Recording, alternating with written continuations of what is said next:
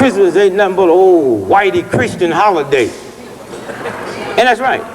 The sad part about it, if it wasn't for that whitey Christian holiday, most black folks I know would never slow up and take time to get a gift for another black person and say, I love you.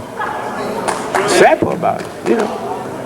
And I know a whole lot of black folks don't celebrate white folks' holiday. That don't mean they don't exist, because I tell my black friends, anytime white folk close the bank up, you know, you can't get your money out the bank. That's a holiday.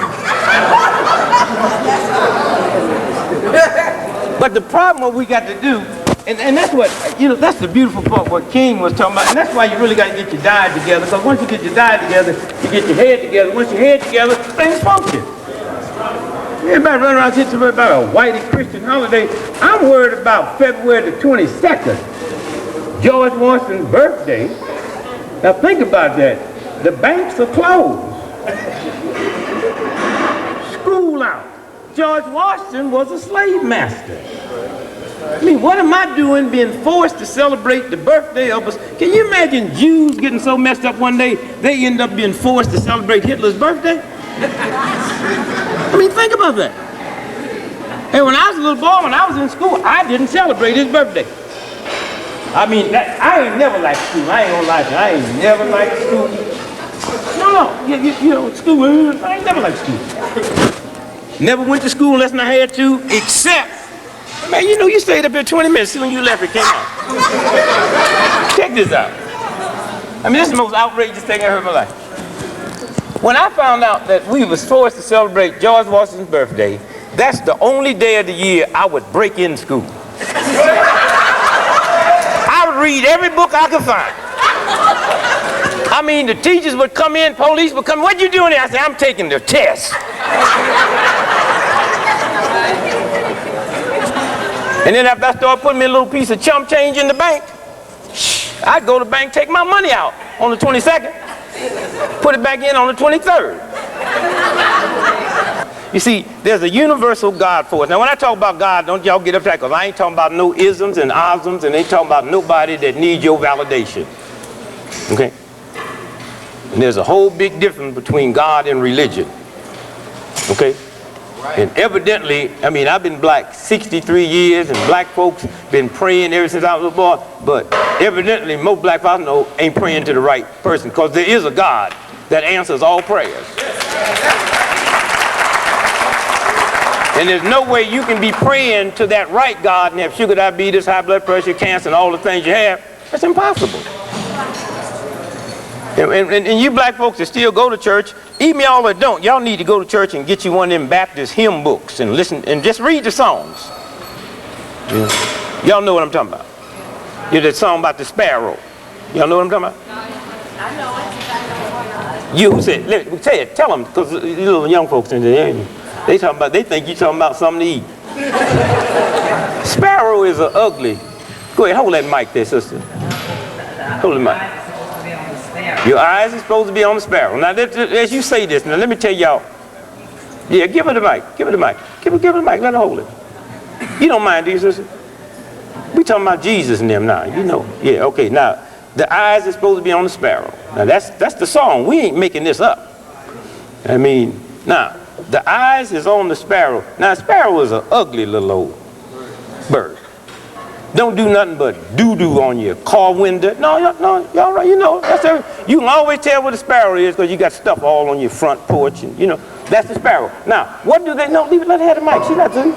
Now, what else they say about that sparrow, sister? Now, you said you knew. I sing because I'm happy. Sing because I'm happy. Sing because I'm free. His eyes on the sparrow, so I know he watches. Now, so if his eyes is on a little old ugly sparrow that don't do nothing but go around doo-dooing on people's, and if that sparrow fall out the sky and that God force know about that one, you know. That's right. That's what the song is on. But people be singing the song, but they must not mean it. You know what I'm saying? And so all I'm saying is, and there's another song talk about one day at a time. Now, and that's what the universal law. Let me tell you something. There's a universal order that functions on 24-hour shifts. and you are empowered with enough energy to survive 24 hours, then you go recharge it and do it 24 hours. So it means everybody you owed money to yesterday, you should not wake up bringing that burden over here and ask me. I'm good at that. Well, me and my wife been married 35 years, and the biggest problem we ever had, I called home one day and she was all upset. Said, that $800,000 American Express bill come in. I hung up. She called me back to the hotel. She said, did we get disconnected? I said, hell no, I hung up. She said, well, you hung up for what? I said, who you loaned my $800,000 to? She said, Greg, you didn't hear me. I said American Express $800,000 bill come in. I said, I mean, you upset because I owe white folks some money? All that tension in your voice, I thought you'd loan somebody my money. I said, tell you what you do. Call that 800 number for American Express and see if they upset. She said, but we don't have it in the bank. I say, tell them that. You mean American Express and let me run up $800,000 and the money ain't in the bank? We should be celebrating.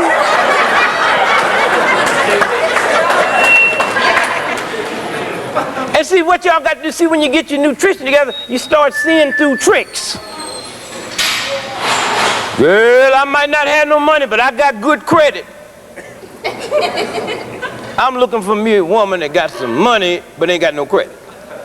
That white boy told me the other day, we doing a little business thing. He said, yeah, I just lost $35 million, but my credit good. I said, brother, I sure wish you had the $35 million in bad credit. We could really talk. Now hear me good, these are games, and we pass these games on to our children. And that's why if you put your head together and eat right and put the right water in the body and take care of your body, things start happening. And nobody can trick you. And then NBC and CBS and ABC and all them folks that be running that game down on folks, they couldn't run it down. And then after you get real information, stop tightening up and getting all, smile. You can't go back to the old black folks after you learn something without feeding it to them in their rhythm. Y'all want to run in, and that's why the older folks is upset with the rappers. Because when they call the sisters bitches, they really think that they mean that because them old folks, when the dude called them a bitch, they meant it. I mean, you listen to someone use the word MF. It said MF tree, MF dog, so evidently it don't mean what they saying. So these young rappers, I don't have no problem with gangster rap, except if they were saying that about Jewish women and Irish women and Italian women, it wouldn't be getting no airplay. All right? All right? So I ain't got no problem with, do they have a right under the 4th Amendment? Okay? And when you look at Def Jam, that is some funny, but you can't get as filthy as a white comic. Trust me. How come I don't see none of them on TV? This old big lip sister sitting there talking about how good she can pull on something. Why am I looking at this on TV? And if you know anybody that was in Nazi Germany, Hitler started doing the Jews the same way, started showing a lot of derogatory stuff. So when I run in on y'all, because the white folks that look at that man, they don't see you all sitting here. That's right. Hear me. This is the black family. All right? They don't see this. They don't see brothers and sisters and open up a huge place like this here. His brothers and sisters manipulate, bringing me all the way from the East Coast just so we can share information. That's right. All right? But if you get dirty enough and nasty enough, you can be on Def Jam every week. But I tell you what, sit here today and write the greatest opera that's ever been written in the history of the planet, and then write one every week and see if they can find any space for you on the network. Okay? And it ain't got nothing to do you like some old dirty joke? Red Fox and sold more dirty records than anybody, but they never got airplay, and the people that want them knew where they could buy them, and they didn't just expose that stuff to anybody. And so we got to sit down, we got to listen, and that's why when your head is in order, I mean, every year for King's birthday, they give us something negative. I mean, this year they give us Malcolm's daughter. Last year, the black guy who's Secretary of the Army, as we got ready to celebrate Malcolm's birthday, he got caught in the PX stealing some women's drawers. Now think about that. If I'm Secretary of the Army, I own the PX. That's like I own McDonald's. Somebody gonna catch me stealing a French fry and report me. These are my French fries. Every year on King's birthday. Do y'all remember 1991? The war started. On January the 15th, King's birthday. Marion Barry was supposed to have been busted on King's birthday, but some black cops got to him and told him about it. That's the games they play. But I mean, if you just listen, I swear, if I was Malcolm and somebody killed me and my daughter waited 30 years, I mean, the nigga can die from natural causes by then.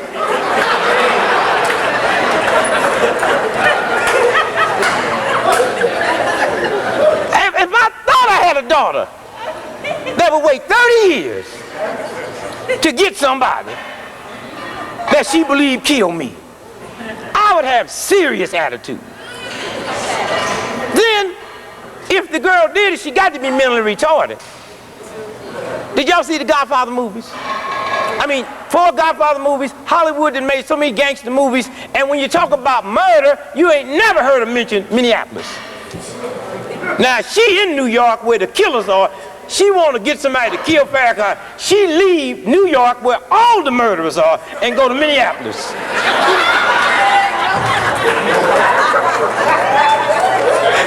And get a white boy.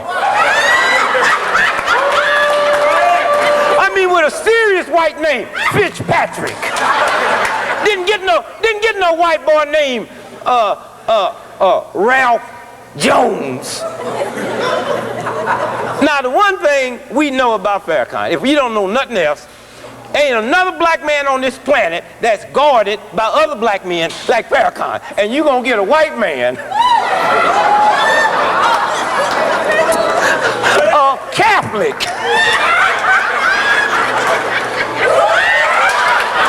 that after he do it, he got to go confess to a priest. Yeah, I still, Father, I got that nigga. But then, we understand the white mentality, the fact that the CIA and the FBI would run that game down on us. I mean, think about it. And poor Farrakhan, they'd mess Farrakhan up so bad with it. I mean, think about for a minute. If they kill that girl today, most folks in the world think Farrakhan has something to do with it. Think about it. If the girl died from natural causes tonight, this is how clever, and this is why your diet got to be right so you see through this.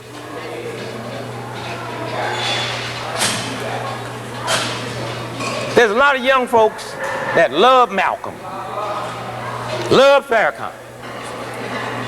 And so the government said, now how can we inject into these young folks' mind that Farrakhan might have had something to do with killing Malcolm? So now they got a legitimate excuse to run stuff down in your head that you might have not even knew that there was a rumor. That's how they do it. Somewhere. And then Farrakhan really messed up because he really don't know the mentality of a white racist system. He said, we're going to take 1 million black men, y'all know about that, right? To Washington, D.C. Now, you know damn good well ain't no million black men.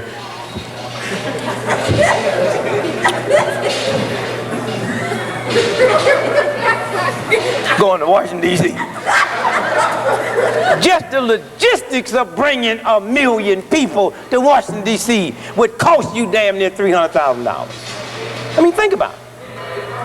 The white folk don't know that. So then Farrakhan kind of hedged when he's on Larry King's show, and he called himself not upsetting white folks, and he said, we're not going to march on Washington, We're going to march in Washington. And white folks really didn't know what that meant.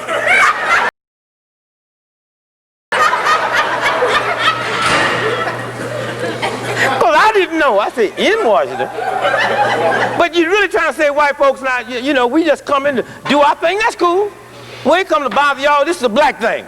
But white folks heard him say, in Washington. They said, what that mean?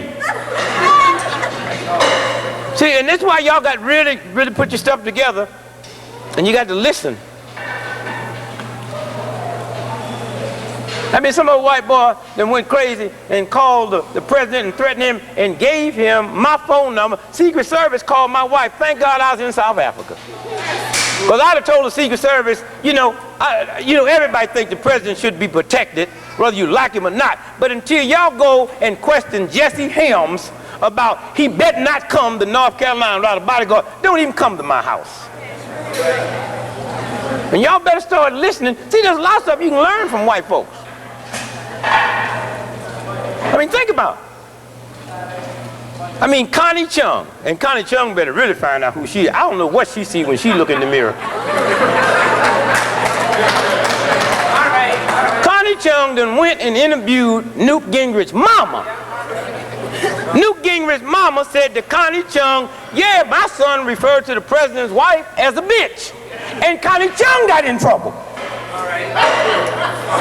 Barbara Walters would have did the same interview. They would have been praising her. Oh, Barbara, how did you get mom to say that? I wonder when Connie look in the mirror, what kind of eyes do she see looking back at her? She must think she a white woman. And the whole world was told that Newt's mother said that Newt Gingrich referred to the president's old lady. If he called her a bitch, I can call her old lady. As a bitch. And what happened? The president invited him and his mama to the White House. If Jesse Jackson's mama would say Jesse refer to the president's old lady as a bitch, Jesse would have all his speeches in his little show canceled on CNN.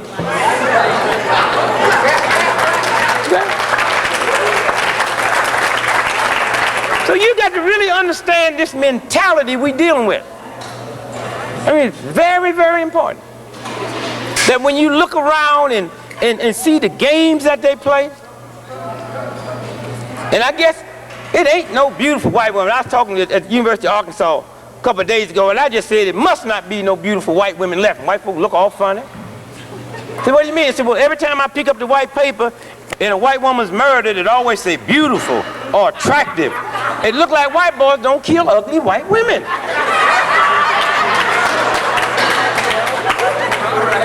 How come every time it come time for her to die, she pretty? So I just said it must not be no beautiful white women alive. That's a game they play. And sisters, you got a big job. Because you got to really take black men now and undo what your motherhood have done to us. So you've been so busy loving us and trying to protect us from a white racist system. But when this white boy say, come join me and go to war and run up that hill and shoot and kill people you don't know, that same black mother that was protecting me from this white cop don't protect me. Y'all know what I'm talking about? You tell those black boys sitting there, when that cop stop you now, you know you kind of go off, be cool. How can you justify teaching a black man to be manable because an ignorant, racist, redneck, cracker cop might kill him? It's honorable to die. And let me tell you what we get out of that. We get a white cop stop you, and because of what mom done taught me, I'm manable in my head, but when two black detectives stop you, you want to get him some lip. Hey, nigga, you ought to be out catching dope. You ain't said it to that white boy.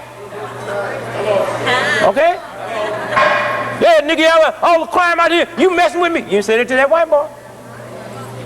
And one of the things we got to understand is we got to stop raising our children with slave mentality. Children ought to be seen and not heard. That came from slavery. Look here, let me show you what. All of us are slaves, okay, in the same house. You know that white boy don't know all the black women that got pregnant? So what they had to do was tell the babies not to make no noise. That's where that came from. And so we raised generation after generation of black children saying, be quiet, don't let them, shh. And we still doing that.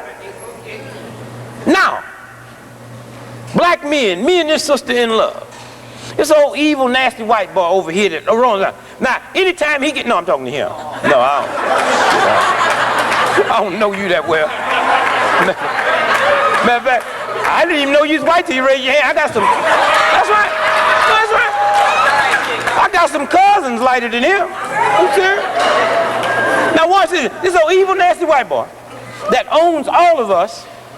The first time he know you and I got a thing going and he want to punish me, he punish you. So everybody at the tent knew who was in love because we was tricking this white boy, and every time we see each other, we be arguing with one another to throw him off.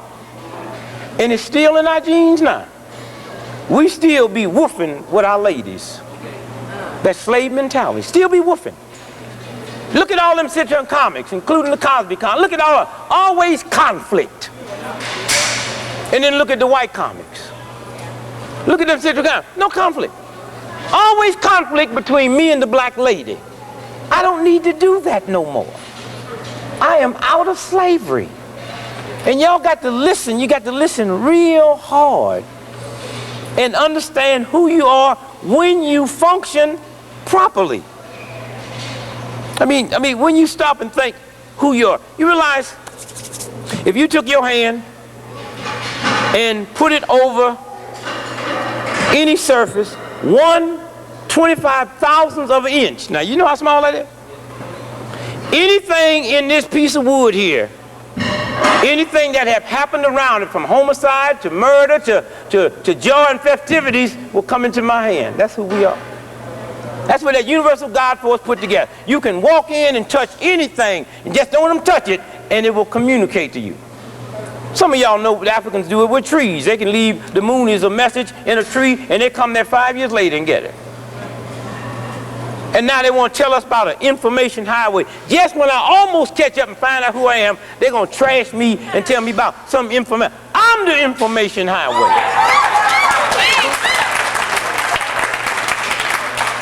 These three sisters here can have babies. Them damn computers can't have no baby. This is the information highway. If I want to go learn about somebody, let me learn more about my sister. Damn a computer. Because the trick is, in order to put a multi-trillion-dollar information highway together, they can't make no money until they put it in whose house? Ours. See, that's what they forgot.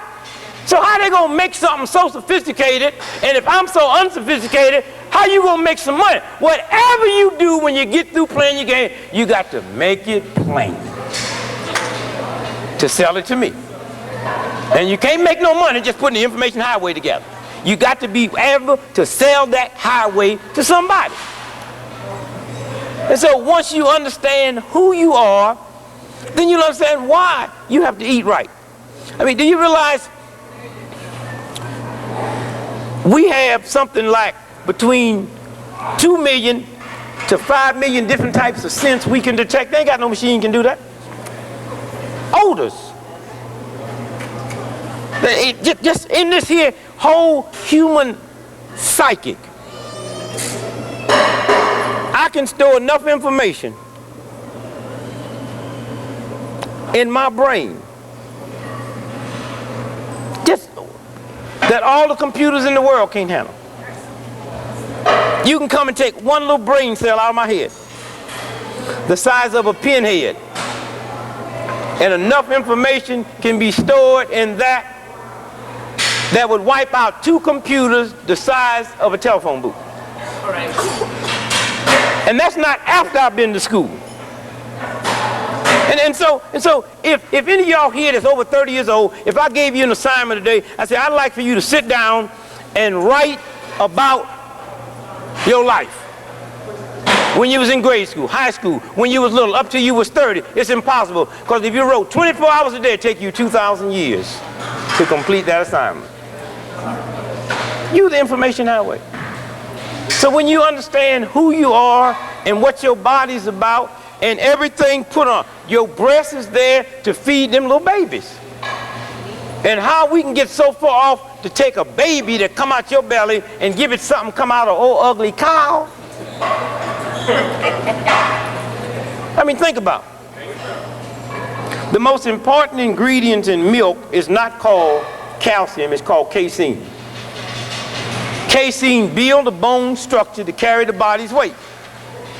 Cow's milk has 300 times more casein than mother's milk, because cow's milk got to do two things: build a bone structure to carry a maximum of a ton plus, and double the weight of the calf within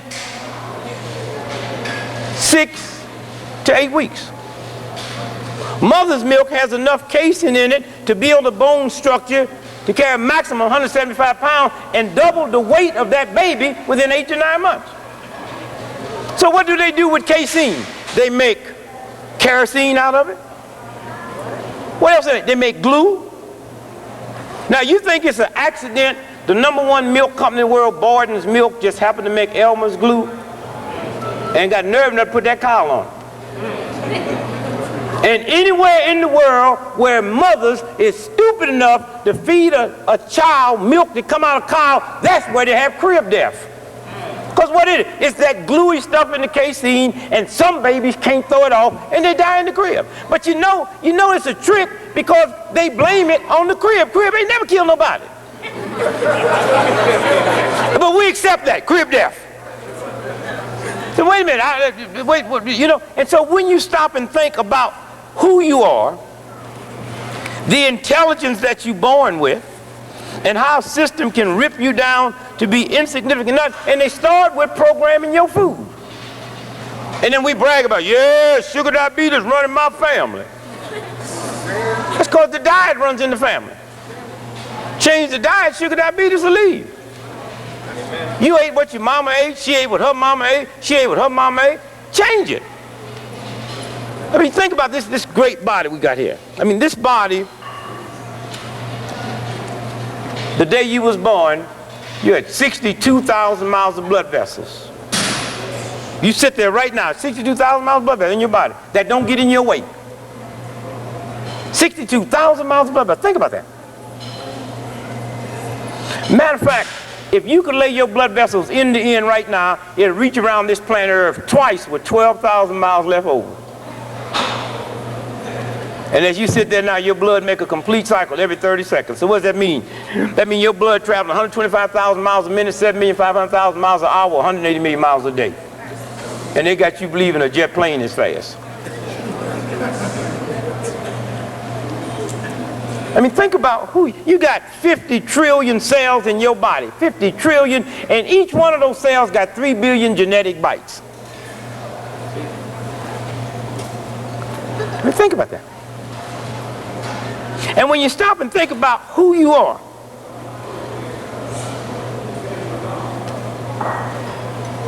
I can take you to MIT, I can take you to Harvard, I can take you to Stanford, I can take you to Yale, I can take you to the FBI, to the Pentagon, I can take you to the Chinese military, I can take you to the Russian military, and say, all I want y'all to do is make me a scab. A what? A scab. I can make a missile. I don't want you to make a missile. I can make a hydrogen. No. Make a scab, chump. If you can't make me a scab, then you're not smart. Think about who you are. You ever hurt yourself? You know, once a scab comes on, can't buy one.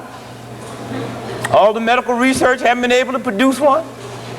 They got nuclear bombs and hydrogen bombs that they can drop and tear up whole. No, I don't want to know about what you can tear up. I want to know, can you make a scab since you so smart?